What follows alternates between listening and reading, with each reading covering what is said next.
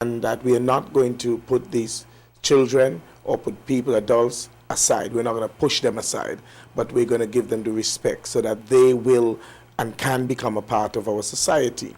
Once we begin to do that and we begin to have education about how we work with children, sometimes you may see a child in a supermarket, you may see a child somewhere on the airport or somewhere, and you see a child really behaving bad. And coming from the type of culture we have, we'll quickly think, my God, this child really needs 2 good slaps and that sort of thing, without even stopping to realize maybe this child, has some form of disability or something.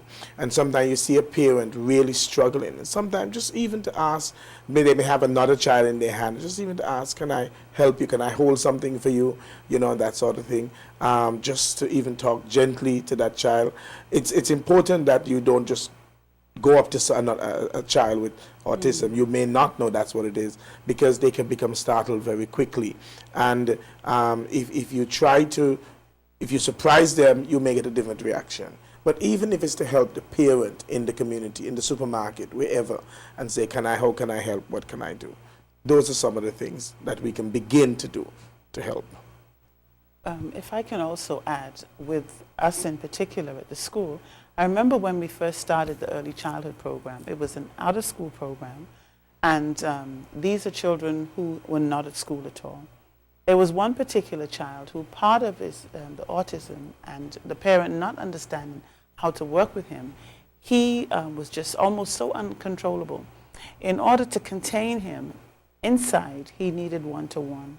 If he was going to go outside to play, you'd need 3 to 4 persons stationed at different places to supervise him and manage him, because he was very fast. He loves to climb and he loves to run, and he has no sense of danger. So you could imagine then, if that's the type of 4-year-old that I have, who runs very fast, have no sense of danger, loves to climb, and cannot be held by one person, it could be very challenging for the parent. And so we had to work with him. We did have those persons stationed.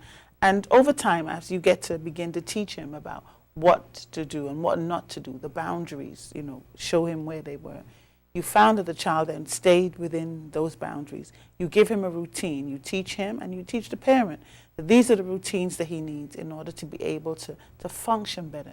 And slowly, but over time, he was able to function very well. Now, he can play in the playground. It's fenced in, but he can play in the playground. And you don't have to be, he's not 4-to-1. He's not even 1-to-1 now. But it took some time, but he had to be taught. And so that's why we say that there are some children with autism, they cannot start off in a regular classroom, but they can end up there. If we work with them and teach them, they can end up in the regular classroom with help. Thanks again for all of the information that you've been giving us, but we have to take a break. Stay tuned, we will be right back. Man, I'm supposed to take my girl out to dinner this weekend. I'm so broke, man. Man, I used to have those same problems, but since I got my WIP Company card, when I take my lady out, I even get something back, Get something back? Well, you're a lucky fella. I take your mind out the gutter, man. What I mean is, with WIP Company, I get back 1% on every purchase I make. With this card, I can spend in guilders and use it throughout the Netherlands and Tilly's. Instead of paying 1% of the dollar credit card, now I get 1% back on every purchase I make at the end of the year. What? I gotta get myself a company on card. Man, but let's go. Let me go. Man, now my lady's birthday gonna be a real celebration. At least now with WIP Compaleon, I know you're gonna get something back. The WIP Compaleon credit card, with limits as low as 500 guilders. You don't have to walk with cash, and it is accepted by practically all businesses. The WIP Compaleon is the first guilder credit card that can be afforded by anyone. GEBE has been faithfully serving the communities of St. Martin, Saba, and Statia, powering your home and our economy. Come rain or shine, our qualified team of professionals are working hard 24 hours a day to provide you and your family with safe, reliable electricity and water. We use the latest technologies and test our products daily to maintain the highest international standards. Our friendly staff is always there to assist you, whether in person, over the phone, or online. We are committed to constantly improving our products and services, making them more efficient, effective, and environmentally friendly to serve you better today and our next generation of clients tomorrow. GEBE, powering a brighter future.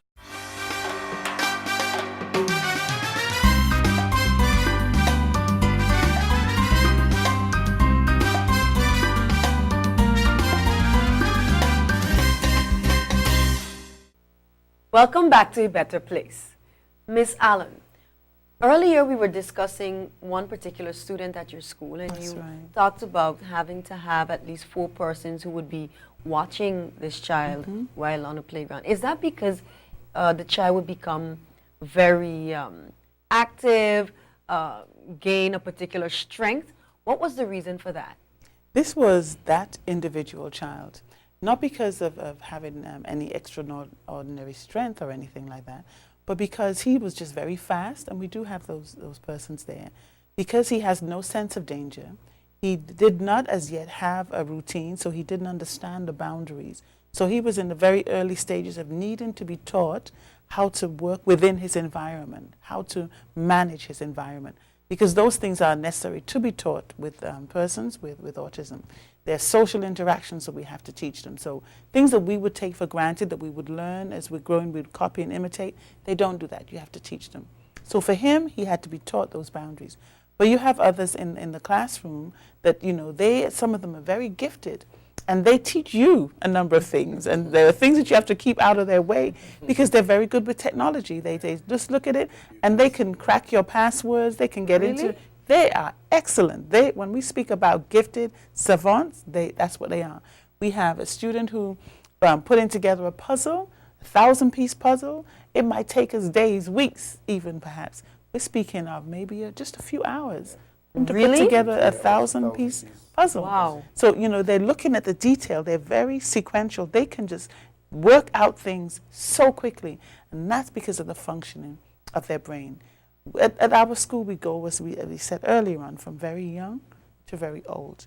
We have some who came in, I think he came in when he was 17, coming out of an environment, a regular learning environment, but there were too many people. The environment, it was overstimulated for him.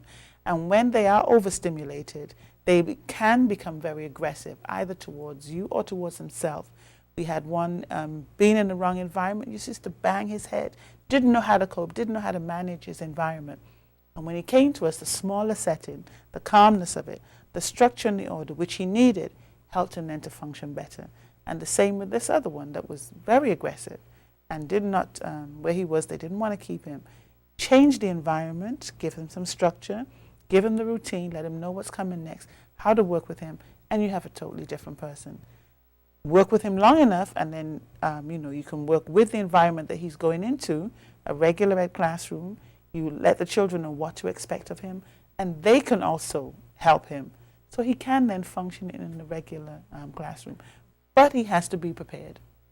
I think it's important to really also mention that, especially for parents, that we cannot gear one child to another child.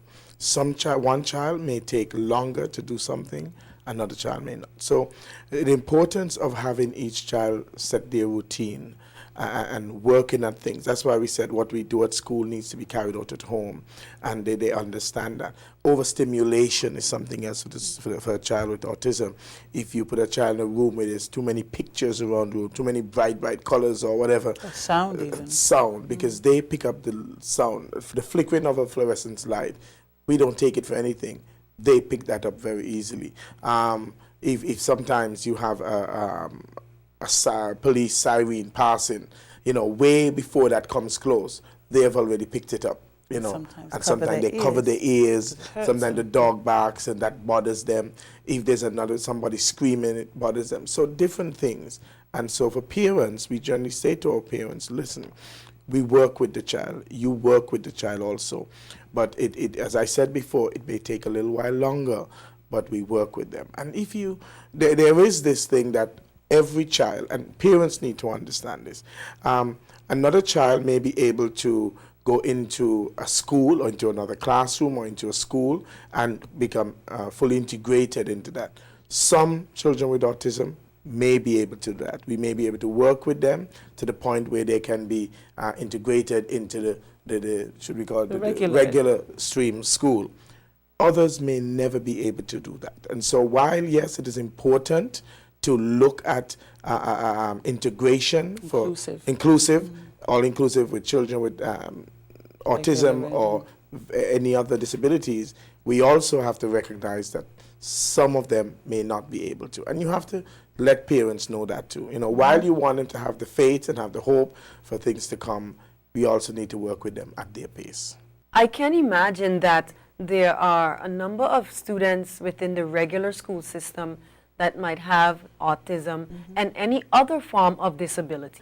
And it's also probably very difficult for teachers having to deal with these students because they're not trained properly. How can we encourage or how can we educate these teachers and the schools to have some kind of, well, should I say compassion for these children? Because obviously they don't know what they have and therefore they're labeled as probably being problematic.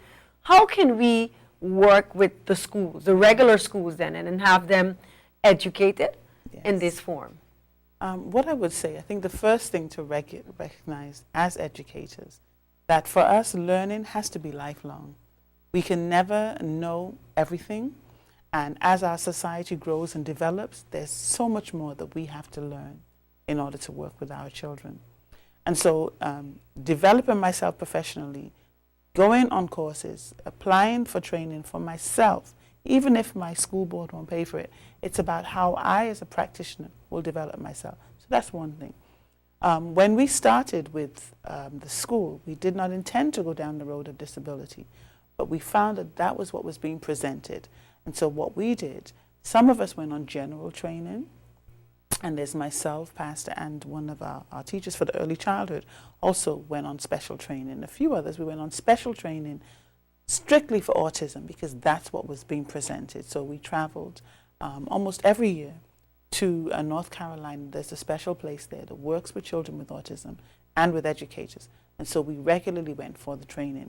And we stay abreast. We do other courses. We read a lot of books. We try out strategies because we know that each individual child is exactly that, a unique individual. So as a professional, you have to improve yourself. However, what I would say to the listening audience is that the Head Center of Excellence is also a resource. So we are available if you have questions, if you need help on a particular, working with a particular child, we are happy to help you, to offer whatever consultation we can. If it is that we need to come in and, you know, if the school board allows, show you some strategies, we are happy to do that. Because not all children with autism or not all children with special needs have to come out of the regular classroom. But in order for their time in there to be effective and to be enjoyable, they would need some help. They would need some accommodations. You as a professional would also need some guidance and some help. And we are willing to share what we have learned in order to help. Mr. and Mrs. Allen, unfortunately, we are out of time. You know, I want to thank you once again for bringing all of this information concerning autism and, of course, you know, making the public aware that your school is there for them and they can come and get information at any time concerning any form of disability. And to you, the viewing audience, I want to thank you once again for having been a part of A Better Place. Stay tuned as we continue to bring you informative programs. I am your host, Angelique Rameau.